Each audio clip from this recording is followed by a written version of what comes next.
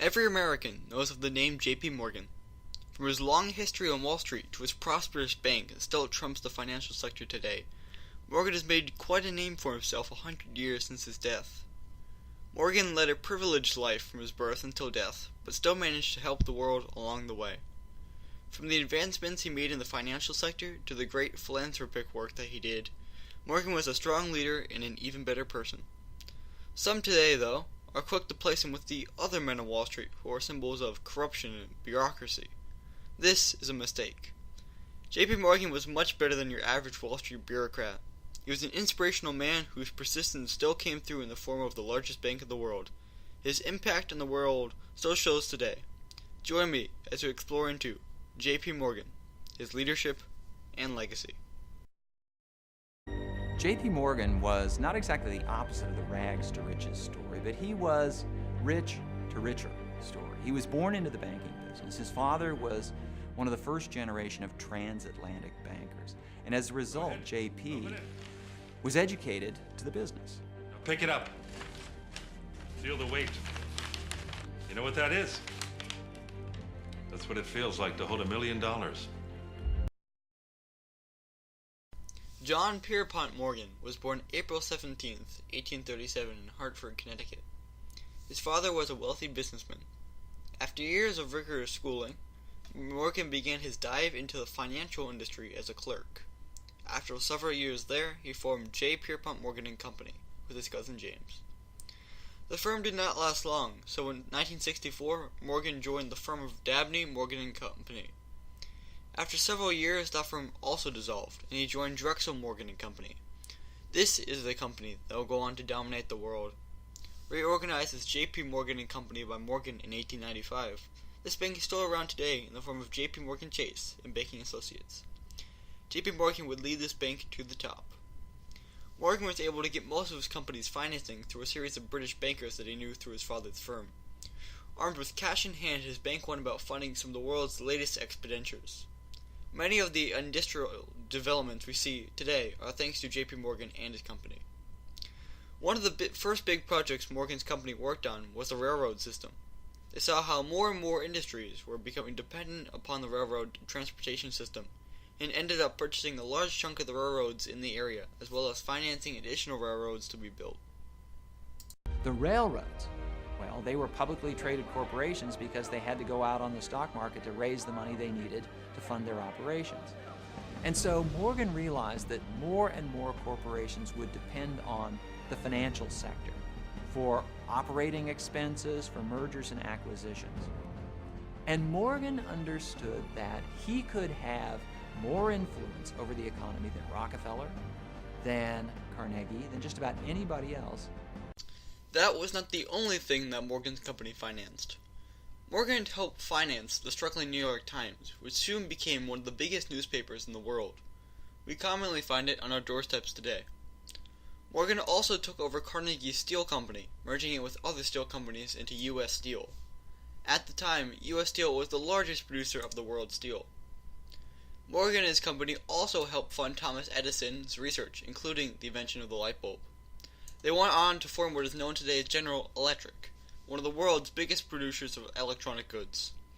These are only a few of the notable examples of how Morgan and his company have helped shape the world. One of the biggest showings of J.P. Morgan's leadership was during the Panic of 1893. In the aftermath of the economic disaster, the Treasury had almost run out of gold. Morgan contacted the then president, Grover Cleveland, a strong left-winger who firmly disagreed with Morgan's big business techniques. Morgan said that he wanted to help save the failing treasury. Eventually, Morgan even had to bail out the U.S. Treasury. In 1895, the Treasury's gold supply was dwindling, and it looked as though the government was not going to be able to honor its commitment to exchange dollars for gold at the going rate. And Grover Cleveland, who was as suspicious of J.P. Morgan and big capitalists as one could be, nonetheless felt obliged to bring Morgan into the White House and asked Morgan what he could do. Morgan explained, this is what you can do. The president, on his own authority, could borrow gold from the private sector.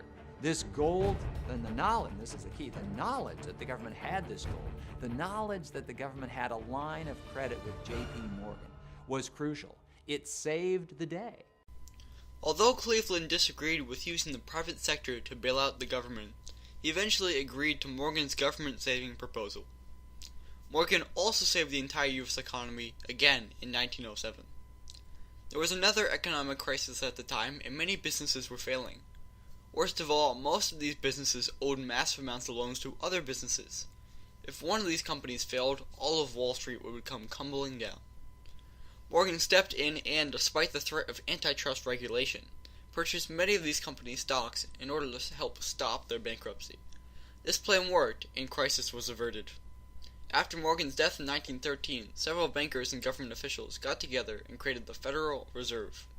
This would help stop future economic crises without the help of businessmen like J.P. Morgan. Despite helping fund many of the things we find commonplace today, and saving our country twice, J.P. Morgan was still the target of much criticism. J.P. Morgan came out of this particular incident, thinking that he had done a great good turn for the U.S. He had saved the U.S. government from bankruptcy. And he was shocked that he was roundly criticized by the media, by the public, by politicians. He thought he should have been congratulated. This was one of those incidents of many in Morgan's life where he did what he thought was the patriotic thing to do. And everybody else thought it was simply the profitable thing to do. And so as powerful as he got, the more powerful he got, the more unappreciated he felt. Many are quick to judge one-percenters as greedy and controlling and evil, that the rich just use their wealth for personal gain. This statement is completely false. On top of his great successes as a financier, Morgan was a great philanthropist. He served on the board of the Natural History Museum and was the museum's biggest donor. He gave away his whole art collection to the museum in his will. It contributed heavily to his religion, the Episcopal Church. He funded America's Cup yacht races. He made donations to many places anonymously. Morgan had given away a large portion of his wealth before he died. He was not a bureaucrat, but a community-loving business mogul. This is probably the most innovative country in the world, and that innovation is everywhere. People willing to make that investment and take that risk to try to grow something extraordinary. When you harness that energy and think about ways that you can build great communities, you can have an incredible impact. The objective here is to find the programs that work and to scale them up so they can reach more people. Innovation isn't just technology, but it's also how we interact and how we work. And so I think cities and states are perfect social innovation experiments. Even today, J.P. Morgan's legacy lives on.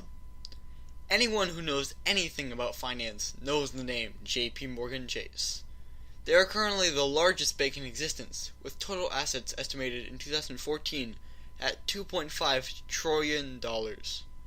This is the ancestor of the company that Morgan and his allies built from the ground up. Morgan's excellent financial leadership allowed his company to thrive even after his death. There are also other effects that Morgan has had on the world today. A part of his bank broke off and formed what is known today as Morgan Stanley, a billion-dollar financial services company. The Federal Reserve has helped stall economic disasters like those in Morgan's time. His estate in New York is a historic location for tourists. All over the financial world, the name J.P. Morgan resonates with fury. His business strength helped form the industry into what it is today.